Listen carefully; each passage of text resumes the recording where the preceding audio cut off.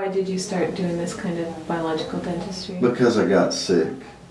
And that happens so often, as you know, with integrative physicians and dentists, is we go through some sort of a illness ourselves and we realize maybe what we've been doing all along is not, is really not right. And so I know in my case it wasn't, because I hadn't been placing mercury fillings, but I had been removing mercury fillings for years without taking any precaution myself. And I absolutely became overwhelmed with mercury, the highest levels I've ever seen to date.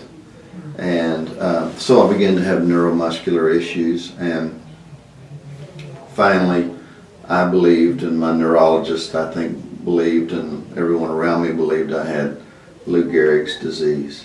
I did not. It was a mercury toxicity issue that took me about 3.5 years to overcome.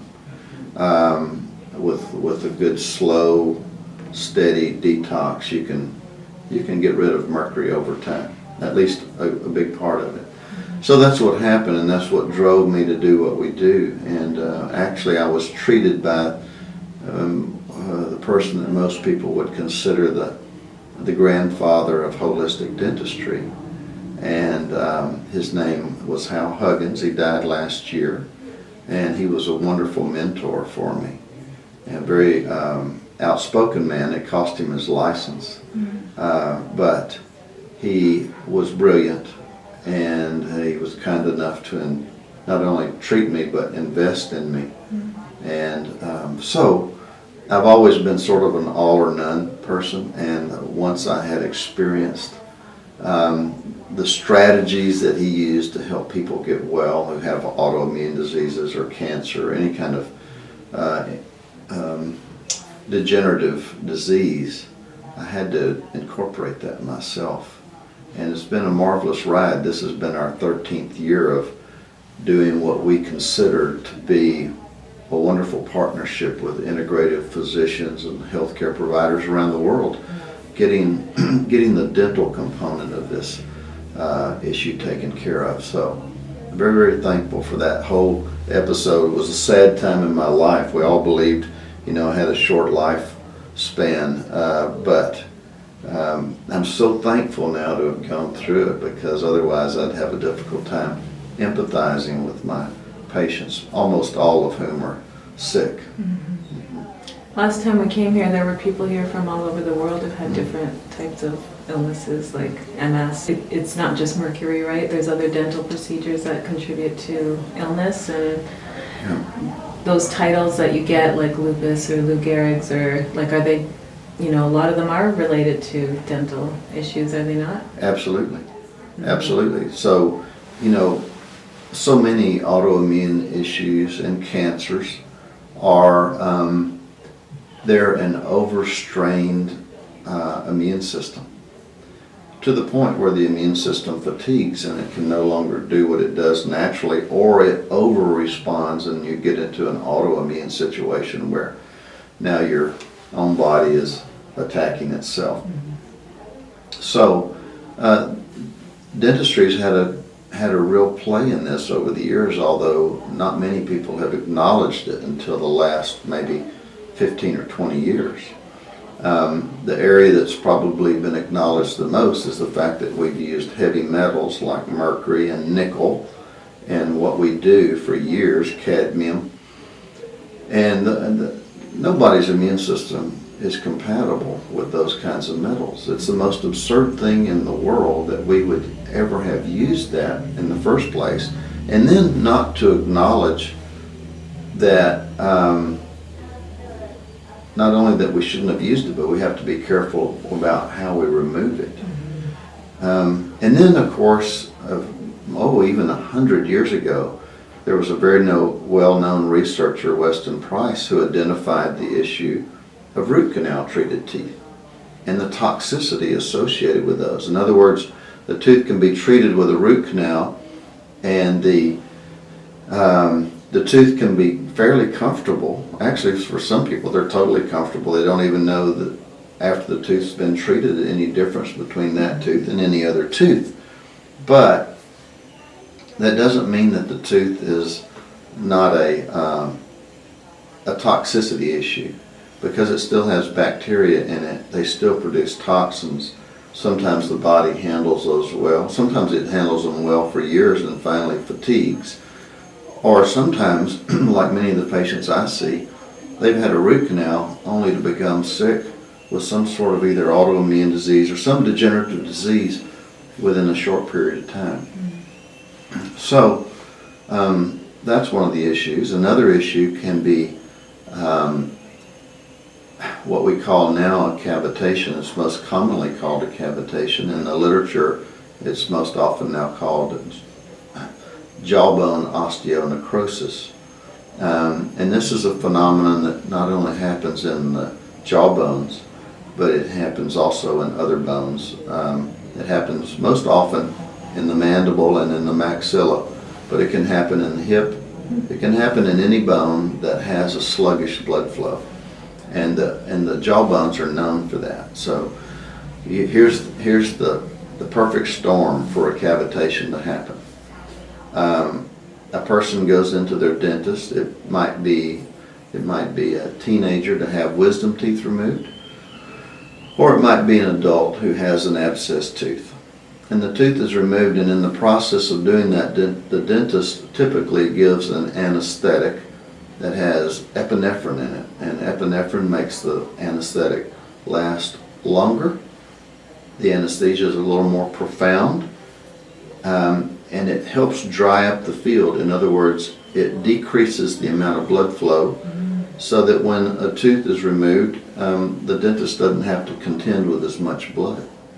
It's very nice to have a field that's not just bleeding robustly.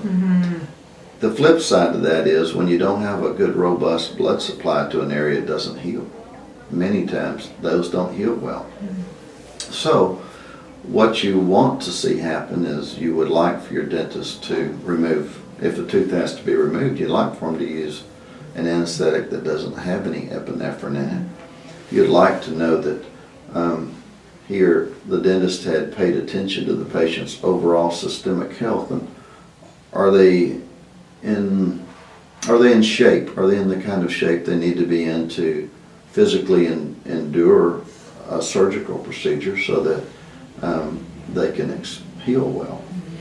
And then I think there are protocols that need to be developed or need to be used when a person has any kind of dental surgery, but especially if a tooth is removed. One is that there's a ligament that holds the tooth in the jawbone. It's like a shock absorber. It holds the tooth in, and all of us can take any tooth in our mouth, and if you press hard enough, you can wiggle it a tiny bit. And that's because the tooth is not attached directly to the bone. It's got a little shock absorber around it called the periodontal ligament. Well, when the tooth is removed, if the periodontal ligament isn't removed also, it really precludes good bone formation in there. So you want to remove the periodontal ligament. It's one of those things that we're honestly not taught in our dental training. But it can be done easily and should be done when a tooth is removed. I think the patient should be on a high dose of vitamin C when a patient has this procedure done, because there's great data on the healing impact of vitamin C, and we also know it's a great detoxifier. And so many times when we're removing a tooth, it's about the most toxic thing you can ever see in the body is an abscessed tooth. So if you have the vitamin C on board, you're going to control the toxicities and you're going to speed the healing. And then over the last, there are many other parts of the protocol that we like we love to see a patient have acupressure or acupuncture to help increase the healing and improve the energetics through that area, because the energetics get blocked when you have a dead tooth or a dead area of bone. And then we love to use the thing that we think really is the game changer for getting these to heal properly is while a patient is sedated and we're getting ready to remove the tooth, we'll draw a couple of extra tubes of blood. We'll spin that down in a centrifuge and separate out their platelets and stem cells. And then we can, when we're in the surgical area, after we have that cleaned out, we can actually pack the area with these platelets and stem cells. It's called a platelet-rich fibrin technique. You can Google it as PRF, platelet-rich fibrin. It was brought to this country from France 8 or 10 years ago, and we've only been using it here in this office for about 3 years. But we found it to be a total game changer in terms of getting extraction sites, cavitation areas, or jawbone osteonecrosis areas. Any surgical area now that we do at all, we treat with these platelets, and we just find that they heal. So when you open up the site and then you clean it out, can you describe that process of cleaning out the bacteria, I guess, that's festering in the jawbone? Or? Sure. When we open up the site, we have special little instruments that we use to get into the site. It's not a difficult surgery. It's not even difficult for the patients. Typically, there's not much pain associated with it. But we'll open up the site, we get into the defect that's in the bone, and we clean that out. We clean it out with little rotary instruments, almost like a little rotor-rooter, and we clean it out with hand instruments where we meticulously clean this out. And we also will use ozone in and around that area because it's such a great antibacterial, antiviral, and antifungal agent, and there are no side effects to it. We'll use that. We'll oftentimes even use ozonated water and saline to help really clean out the wound. And then once it's cleaned out, then we'll pack the platelets in. Interestingly enough, we used to use a lot of resorbable sutures to put that tissue back together. But now the platelets cause all of that tissue to adhere so well that we rarely ever use sutures anymore, which is really wonderful because typically when I see a patient on a 24-hour post-op, the tissue looks like it's been healing for 3 or 4 days. Wow. It's really remarkable. Yeah. Wow. The root canal, like it's a dead tooth, right? So it is. You know, I've heard nothing dead should be left in the body. So does it make sense that we leave dead teeth in the body, does it? It doesn't make sense. No one likes the trade-off because the trade-off is you lose the tooth. Right. But if you're battling some sort of degenerative disease and that dead tooth is contributing to it, or it is really wreaking havoc with your immune system, constantly challenging your immune system, then I think the trade-off is worth it. In my own mouth, I wouldn't have a root canal tooth if it was the last tooth in my head because of the data we have. We know now, without a doubt, there's great data so you cannot get a root canal system sterile. It's filled with bacteria. Yeah. I don't want that challenge. I mean, we have bacteria in us, on us, and around us. These are different bacteria. These bacteria are potent as you can get. And so I don't want that kind of 24/7 challenge to my body. Right. So, I mean, do you think that the answer would be then to maybe have more information about nutrition as we age, Yes. when we're children, really, about what can affect our health and that the mouth is really the passage to every system in the body, right? So, I know of Dr. Weston Price and his research and the kind of nutritional guidelines that he recommends. Is that what you would recommend to people to avoid these issues in the first place? I would. I think Weston Price was the premier researcher of the century. You know, he was, he wrote a 1,200-page document, 2 volumes on this connection between the mouth and the rest of the body. And not only that, he identified that people who stayed on their traditional indigenous diets were the most robustly healthy people on the planet. And as soon as we strayed from that ancestral diet or indigenous diet, we began to have the demise that we see in our health. So I love those teachings of Weston Price, which are now 100 years old, and which in the case of dentistry were long since forgotten and absolutely rejected by the Dental Society, which makes absolutely no sense because his data was so compelling. And now that data now has been, even here in our office, I duplicated some of his studies with a root canal study also that was published in November of 2012 in the Journal of Orthomolecular Medicine.